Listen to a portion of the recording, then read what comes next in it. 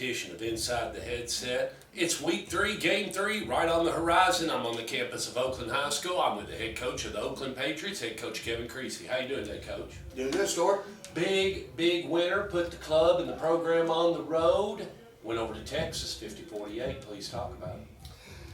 Yeah, like I said, big win for our program.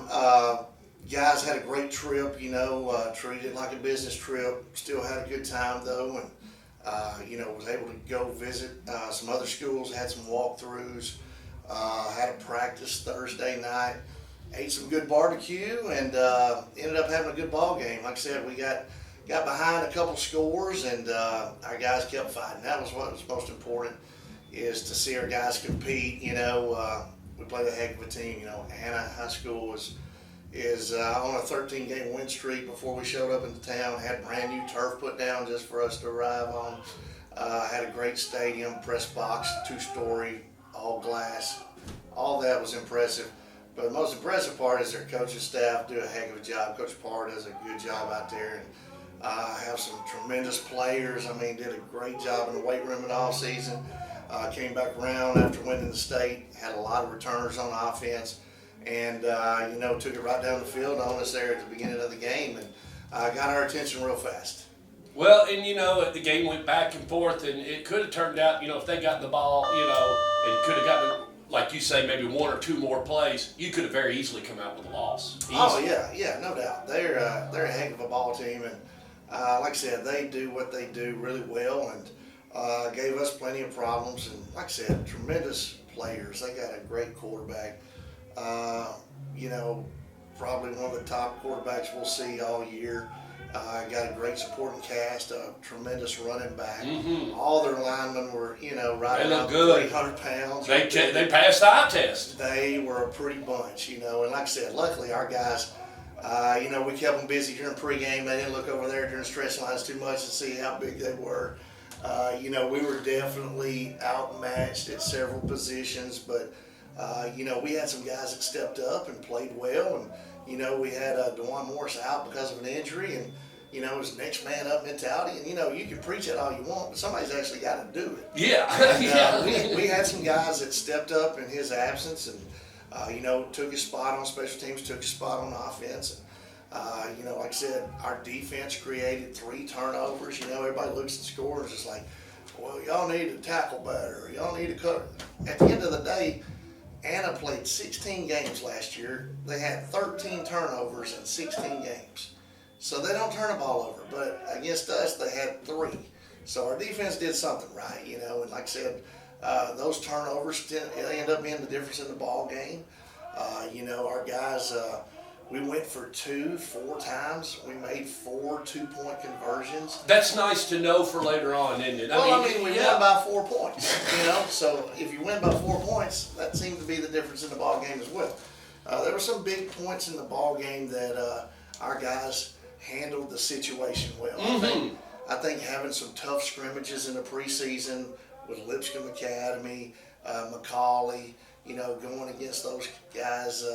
NBA, really helped us, and then, having a game under our belt with Independence, we were able to, knock off the rust and kind of get some things polished up, especially with DeJuan being out.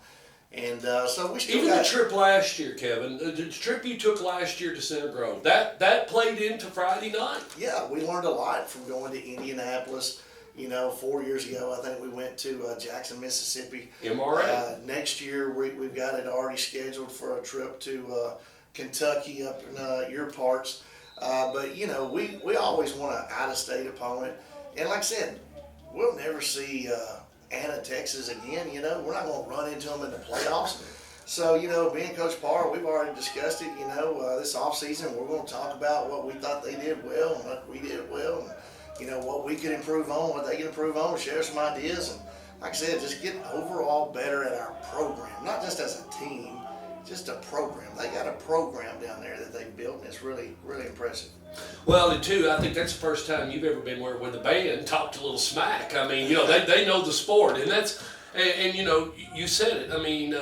Texas football, and especially what we call Texas high school football, that is the playground. I mean, there's been movies made about it. It's got a big tradition, and especially, I'm sure as you said, went and visited some of those schools, seeing some of the other facilities and what big oil money can do for you, it's amazing, isn't it, Coach? Well, I don't know who's paying for it. I have a feeling it's just football communities that are crazy about football. They understand the importance of having a good football team and how it's the front porch of your school and how it helps the whole rest of the school year be positive and be a good experience. And like I said, football games aren't just football teams. I mean, there's band. They had a great band. Our band's great. They had great cheerleaders. Our cheerleaders are great. They had a great dance team. Our dance team's great. All of the teams that have great football programs, they have good other programs around them.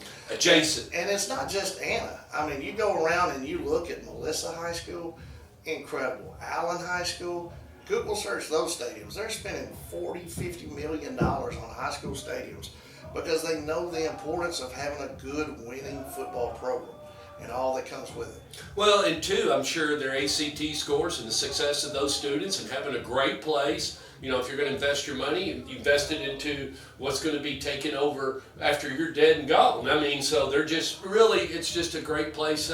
It's a great environment for kids to go to school. And Oklahoma's a lot like that. Those two states right there are similar, that big high schools, big facilities, and big Friday nights. Yeah, no doubt. And like I said, we were glad to be a part of it. A lot of our kids, they won't realize it till years later, that they were right there in the mecca of high school football.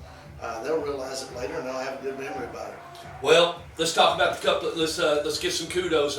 You talked about your defense playing well and your offensive line doing well, and in my opinion, yeah, like you said, you had two guys that stepped up and got right behind the offensive line. But if I have to really give the MVP, those two guys, it's not 1 on 11. The front line, the offensive line, really. I mean, you lined up tight a bunch of times, and those boys just got right behind the big boys, and it was big on big. Yeah, the way down the field. We've got one senior on the offensive line, Isaiah Kurt. We've lost some linemen along the way. Not the injury to other schools, but Isaiah Kurt did a heck of a job of leading by example. Did a great job of blocking. Their coach complimented him after the game. And, that's the best thing you can get, is a compliment from your opponent. Heck yeah. When your opponent brags on you, and he called him out by name and number and said what a great job he did. And, then he also told us how hard our guys played, Now, we didn't play perfect, but we did play hard. And when another team coach tells you, that your team played hard, that's the best compliment you can get.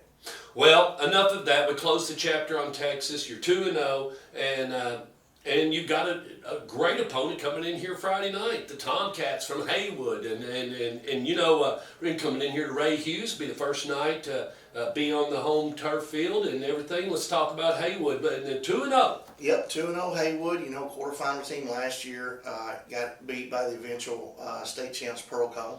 They scored 3 or 4 touchdowns against Pearl-Cohn, had a close playoff game like they have in the past. Coach Puckett, was won a state championship at Lake County, doing a heck of a job at Haywood. And like I said, they've got tremendous athletes as well. They've got tremendous players.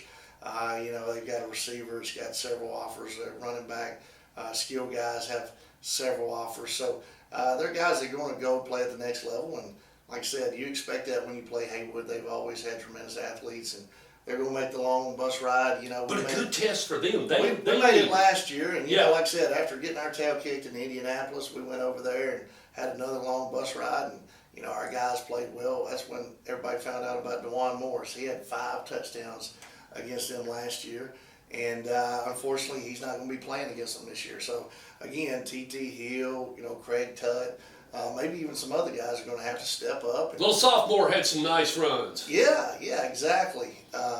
So hopefully we'll have some other guys step up and do a good job for us against Haywood. And maybe Avery Hollywood Hainsworth will step up and do something. Hollywood Hainsworth, he's doing a good job this year so far, and he's had some good runs. So we'll have to we'll have to see what Hainsworth has in his bag of tricks. Everything else go okay? Have a great weekend.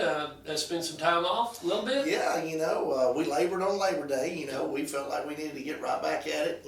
Put the win behind you. Sometimes you got to put the loss behind you, but when you have a big win, sometimes you got to put that behind you. Coaches and players alike get tired of people patting you on the back, telling you how good you are. You got to go back to what got you to that position, and that's work. And we've worked on Monday morning, and then, like I said, got some time off, spent with the family, so that was good. Yeah, and the break in the weather here has really helped you, and it's kind of brutal coming off because parents are off on Monday, and college football kicked in, got a lot of other things going on. With the heat breaking here just a little bit, that's kind of been good for all of us, as far as just getting things done. Yeah, and I'll say this, our guys have had a kind of a mild summer, but there's been times where we've had to, practice, a little extra just to get ready for the Texas heat. Yeah. And I'd say our guys, did a great job of not cramping up.